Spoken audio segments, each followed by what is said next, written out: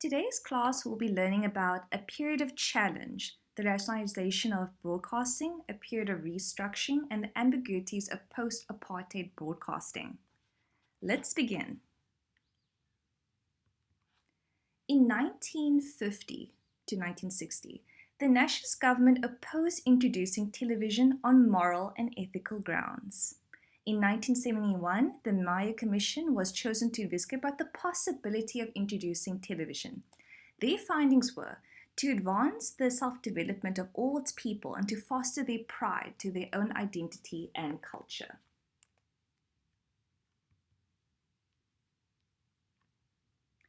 Although there was an interest for it as early as the late 1920s, Schlesinger declared that SA was not ready for it. So remember Isidore William Schlesinger from ABC? He, along with a lot of people, felt that South Africa was not ready for television. If you read the link I've attached in your lesson plan, which I've put here just to show you, it shows how a lot of South Africans and people were nervous about getting television because they thought it'd be like peeping Toms. They'd put this box into their home and then people could watch them as they do their daily, tasks. They thought that people could see you through the television and therefore they didn't feel ready for it. So I just want you to think about that. While the rest of the world is getting television in the 1920s, we were told that we are not ready for it, and maybe we should wait until, I believe it was 1971 to 1981, something like that. But we're going to get into that a bit later. Okay, before I get into this part, I just want to talk more about this, the Viljoen Commission. The television, it was a desirable medium, but some thought it was a waste of time and money. They also said, why should the Viljoen Commission, which was a body of experts, be a mouthpiece of the government? But it was the NP who wished the commission to investigate so that if South Africa were to have a television, it would not make the same mistakes other countries did when they introduced the medium. The findings were the country would have diverse and multiple languages, and it would be beneficial to have it. It could advance self-development of South Africa's citizens. And if it was in line with the government's ideology for separate development of different races. It was accepted by the NP to introduce the proposal made by the Viljoen Commission. And in 1971, the government announced that SABC was to provide television service. In fact, SABC first test broadcast was in 1975.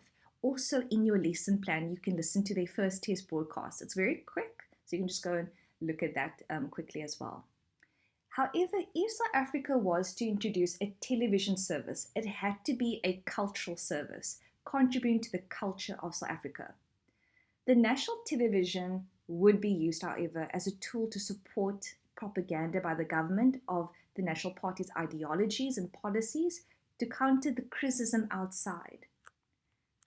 SABC was controlled as a television service, which was in line with the Broadcasting Act. Was integrated with the radio, it would be controlled by the government, and as well as in line with Christian values. And the reason why I'm pointing that out is, do you notice that on Sundays, they only play certain music, which is known as Sunday music, because that is a time of relaxing as well as a very holy day.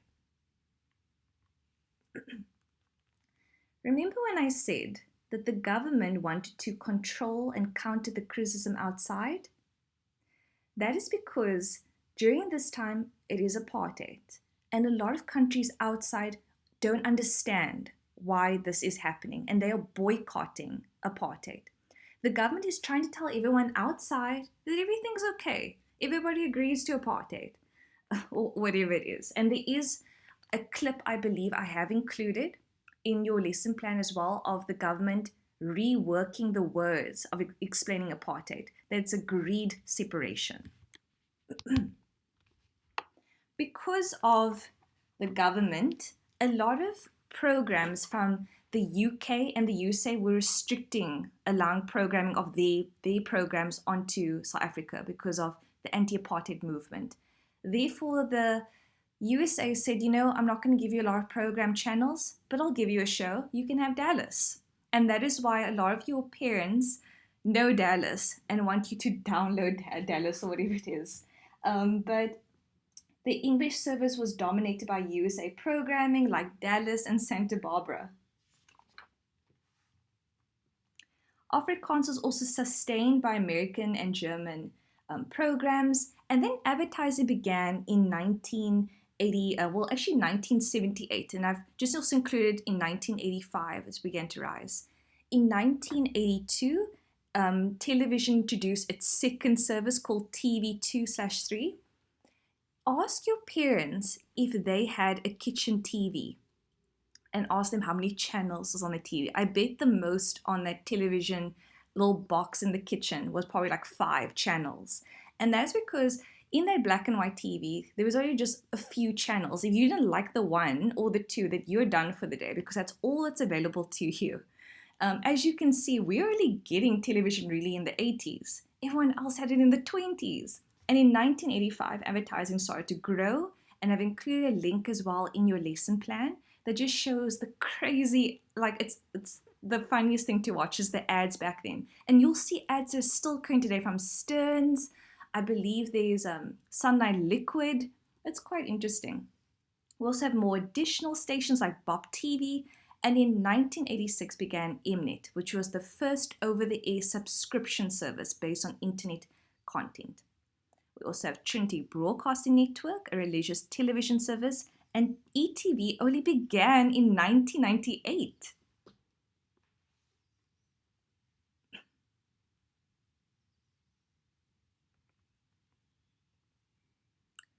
Okay, now we're going to come to the coming of independent radio.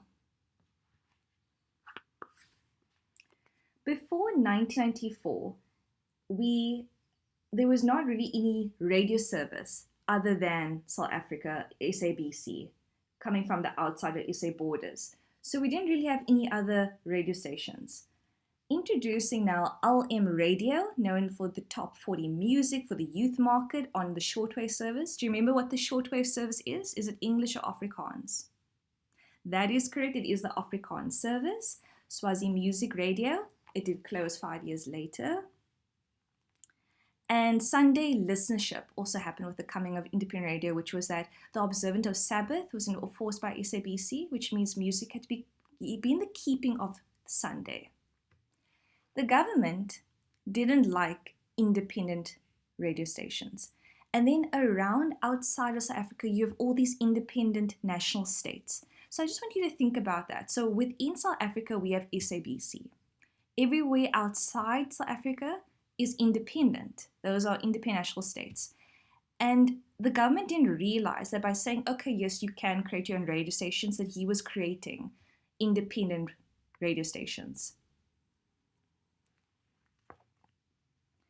Keeping in mind that the SA legislation was not valid in the independent states, so the government couldn't do anything about those independent radio stations there, which meant that they were not going to be state-controlled.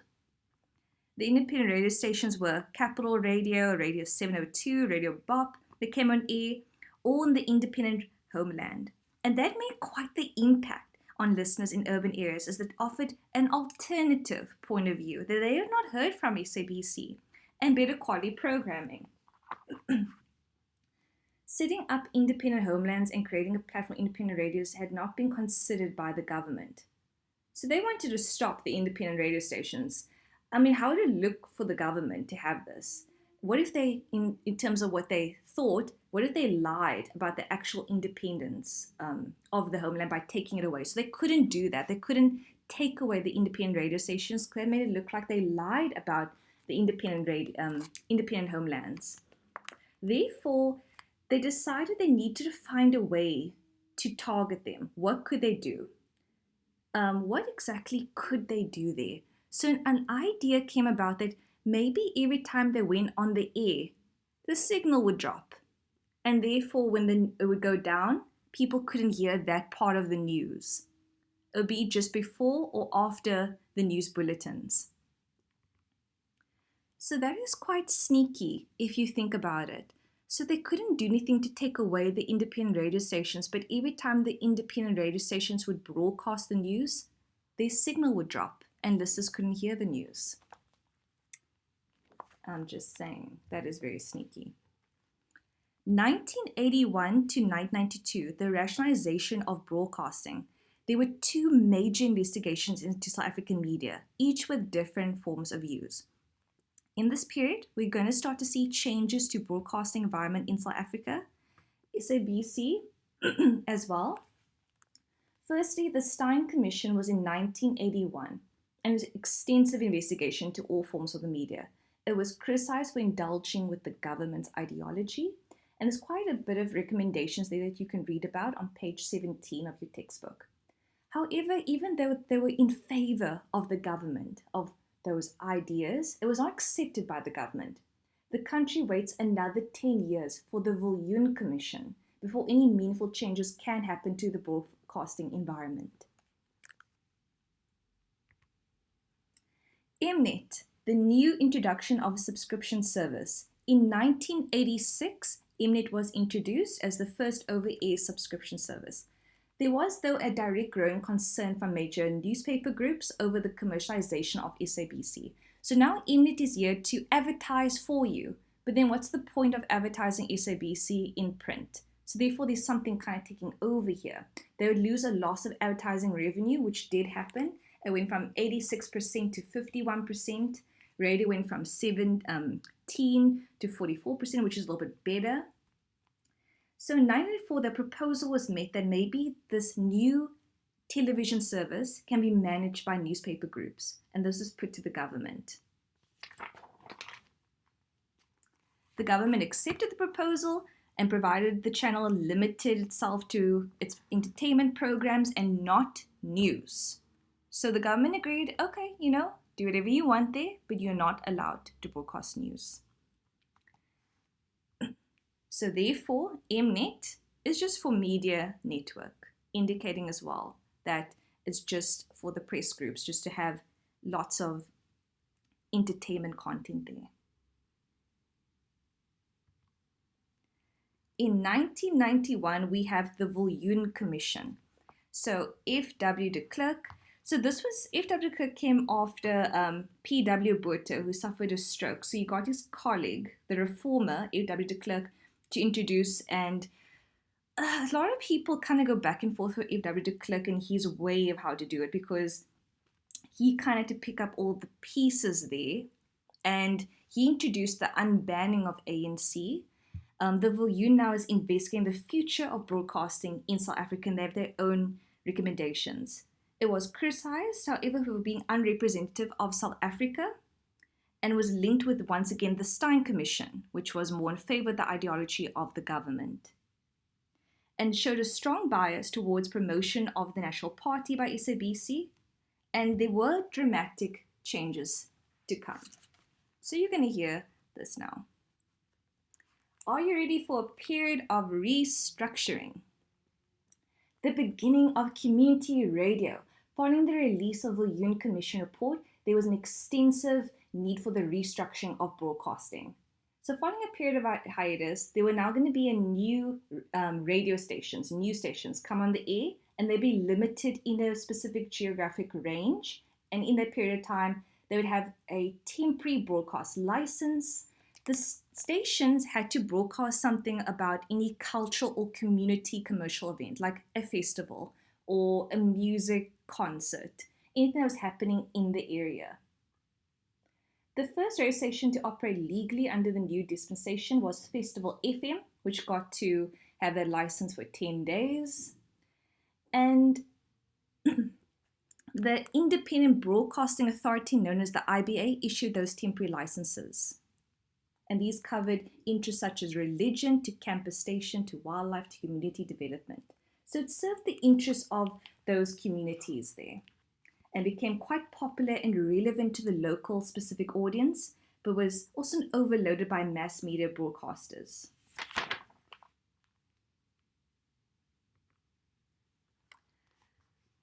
In terms of the establishment of the Regulatory Authority for Broadcasting, there was an area of concern, a bias of SABC towards NP and the credibility of SABC as information provider. I mean, now as we're coming into, the 90s, people are questioning Is SABC a government mouthpiece? What can we do to make sure that they're not just acting, are they a credible news provider? The solution was we should try to distance SABC from the government and create the IBA.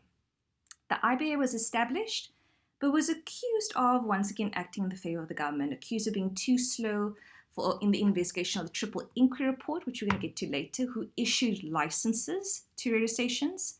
It was established required to establish and regulate the policy. IBA was involved in a lot of scandals. There was a lot of conflict of interest. So therefore, the solution was to come up with the Independent Communications Authority of South Africa, also known as ICASA. The role of the IBA was to generate policy, they had to issue broadcast licenses, regulate the monitoring of broadcasters, and making sure that there was a formalized regulatory structure, establish criteria for license applications so it could function as a regulator. And you can also read more about this on page 21. They would also establish 3 kinds of broadcast licenses for radio stations. All radio stations owned by former states should be merged with SABC or sold or frequently be used for community stations. So I'm going to talk more about this broadcasting license as well in the next slides. There are 3 kinds of a tier system for broadcasting licenses that distinguishes what sort of license should this person have, and that is public broadcasting, which should reflect cultural and language nature, like SABC 1, SABC 2, educational, and public affairs. So this would be for public broadcasting.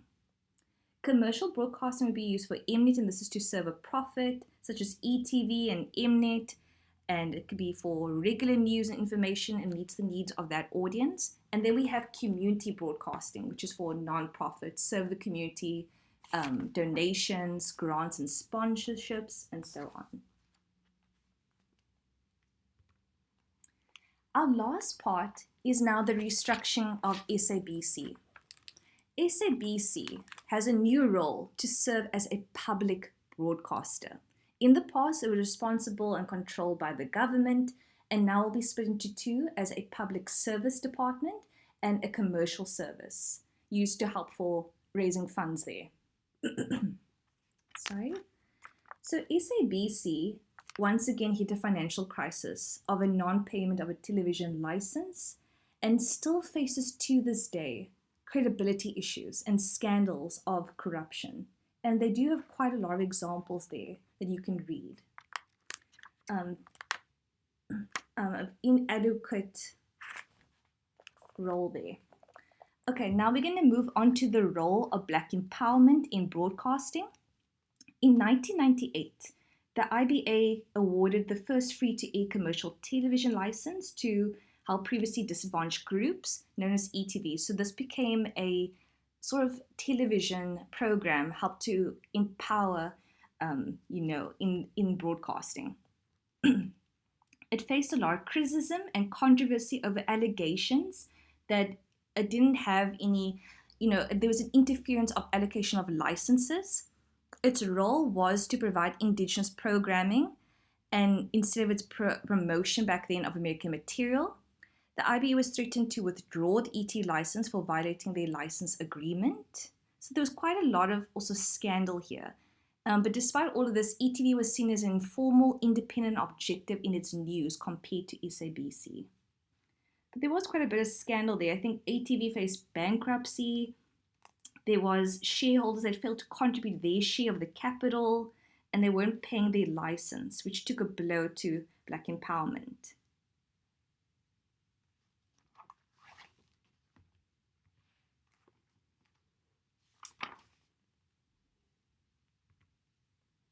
Our last part looks at the role of SABC as a public broadcaster and all the different controversial issues that I want you to read on page 26. Reports of nepotism, breaches of policy, and there has been a decline in how we do see SABC. However, what do you think? Do you think that SABC still operates under the government? So within this period, SABC is supposed to act in the interests of the public. But do you feel that there is a bias in the way that they present news? Does this reflect in when it's time to vote. So we still go back and forth of, is SABC a public broadcaster?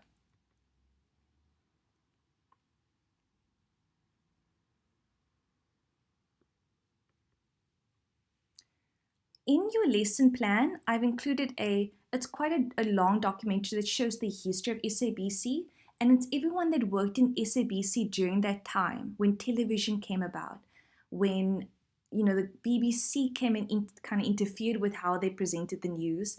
They talk about now in the current time what it was like to work in SABC during there, what it was like to be someone that was English and have to have such a large Afrikaans department over their shoulder and having to interfere with the news. So if you do have time, this is a perfect activity to kind of discuss and to debate this topic. Do you believe SABC is a governmental mouthpiece? Thank you so much for watching today. In our next part of the work, we're going to talk about the press and also more information about your timeline. Thank you so much for watching.